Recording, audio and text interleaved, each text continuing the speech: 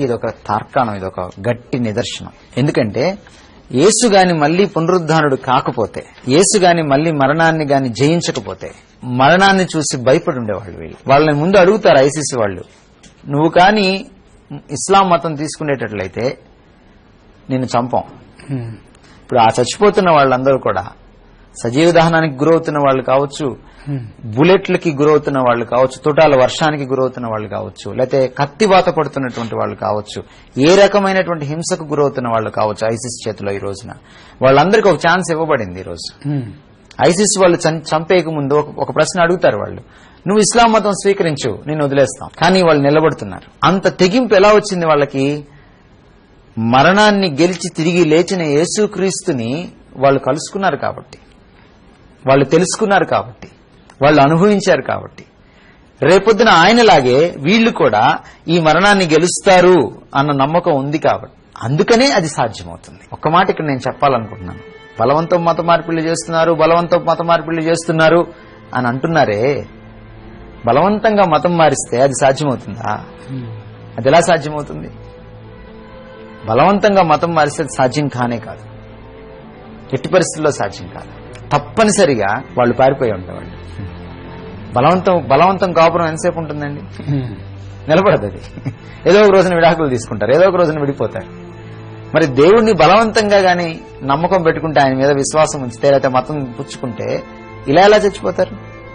అంటే యేసుక్రీస్తు నిజంగానే జీవితాలను స్పృశిస్తున్నాడు, యేసుక్రీస్తు నిజంగానే మనుషుల్ని మార్చేస్తున్నాడు, యేసుక్రీస్తు నిజంగానే వారి హృదయాల్లో సజీవంగా జీవిస్తున్నాడు. ఆయన పునరుద్ధాన బలంతో వాళ్ళు మరణాన్ని గెలవగలుగుతున్నారు, మరణాన్ని కూడా ఎదుర్కోగలుగుతున్నారు. మరణం అంటే వాళ్ళకి ఈ రోజు భయం లేదు, ఎందుకంటే వాళ్ళ ప్రభువు మరణాన్ని గెలిచిన ప్రభువు కాబట్టి. ఇది మనల్ని ఎంకరేజ్ చేసే విషయం. అయితే ఆ కుటుంబాలు, వారితోటి సహోదరులు, వాళ్ళని గురించి మనం ప్రార్థన చేయాలి. ఇది అంత సామాన్యమైన విషయం కాదు. అటువంటి నిష్ఠాగరిష్టమైనటువంటి క్రైస్తవ జీవితాలు భారతీయ క్రైస్తవులు కూడా పుణికిపుచ్చుకోవాలి. యేసు కోసం ఎప్పుడైతే జీవించడం నేర్చుకుంటారో నిష్ఠగా, యేసు కోసం చచ్చిపోవడం ఈజీ అవుతుంది, చనిపోవడం ఈజీ అవుతుంది. యేసు కోసం ఎప్పుడైతే సరిగా జీవించడం నేర్చుకోరో వాళ్ళు యేసు కోసం చనిపోలేరు. యేసు కోసం జీవించాలంటే ప్రతిరోజు నాకు నేను చనిపోవాలి, ప్రతిరోజు నా అహాన్ని చంపుకోవాలి, నా అహాని కంటే మించి ఆయన్ను ప్రేమించాలి, నా సిలువను ఎత్తుకొని ఆయన వెంబడించాలి. ఎప్పుడైతే ప్రతిరోజు నేను చంపుకోవడం నాకు వస్తుందో, యేసు కోసం జీవించడం నాకు వస్తుందో, ఒక రోజున నా గొంతు మీద కత్తి పెడితే ఆయన కోసం నిజంగా చనిపోవడానికి కూడా నేను సిద్ధమవుతాను. చాలా మంచి విషయాలు తెలియజేశారండి. ఆఖరిగా వ్యూవర్స్ కి మీరిచ్చే సందేశం. ఈ ప్యాంప్లెట్ లో ఒక అభియోగం ఉందండి. అదేంటంటే క్రైస్తవ మిషనరీలు వచ్చి ఈ దేశ సంస్కృతిని పాడు చేశారు అనేటువంటి ఒక అభియోగం ఉంది. అది చాలా శుద్ధ అబద్ధమైనటువంటి అభియోగం అండి. మన ప్రజలు తెలుసుకోవాలి, క్రైస్తవ సోదర సోదరీమణులు, క్రైస్తవేతర సోదర సోదరీమణులు ఈ విషయాన్ని తెలుసుకోవాలి. క్రైస్తవ మిషనరీలు వచ్చిన తర్వాతనే మన దేశానికి అమ్మాయిలు చదువుకుంటున్నారు. అంతకుముందు అమ్మాయిలు చదువుకోవడం లేదు. పండిత రామాబాయి ఆడపిల్లలకి స్కూల్ ఎలా తెరిచింది?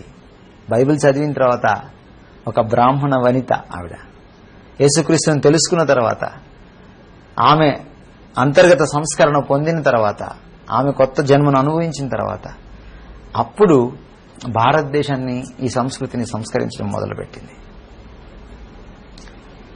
విలియం కేరీ వచ్చిన తర్వాత భారతదేశం ఆధునికీకరించబడింది. విలియం కేరీ వచ్చే నాటికి హుగ్లీ నదికి బిడ్డల్ని ఆహుతిస్తున్నారు, సొంత కన్న బిడ్డల్ని. విలియం కేరీ వచ్చే నాటికి భర్తల చితిపైన భార్యల్ని చంపేస్తున్నారు.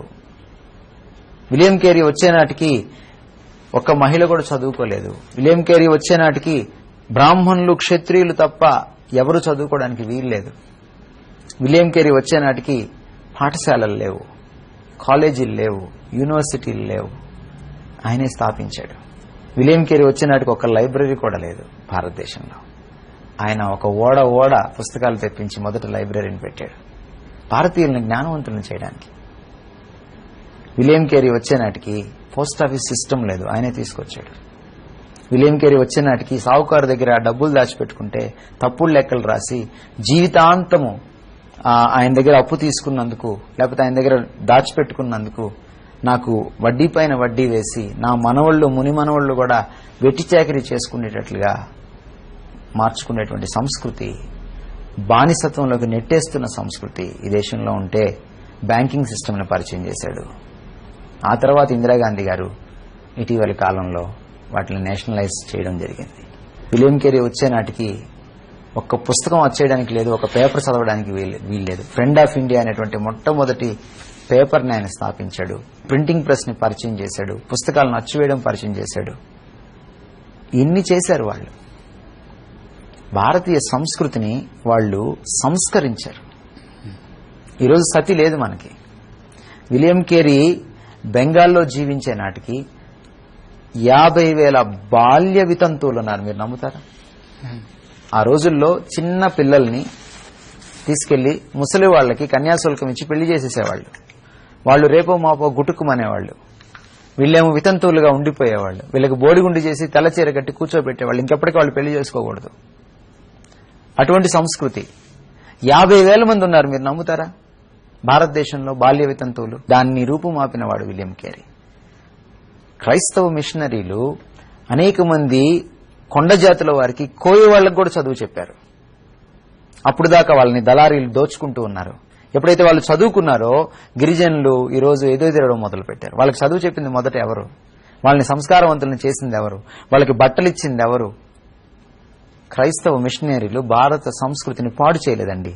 క్రైస్తవ మిషనరీలు భారత సంస్కృతిని సంస్కరించారు. క్రైస్తవ మిషనరీలు స్త్రీలకు పెద్దపీట వేశారు. క్రైస్తవ మిషనరీలు కులాన్ని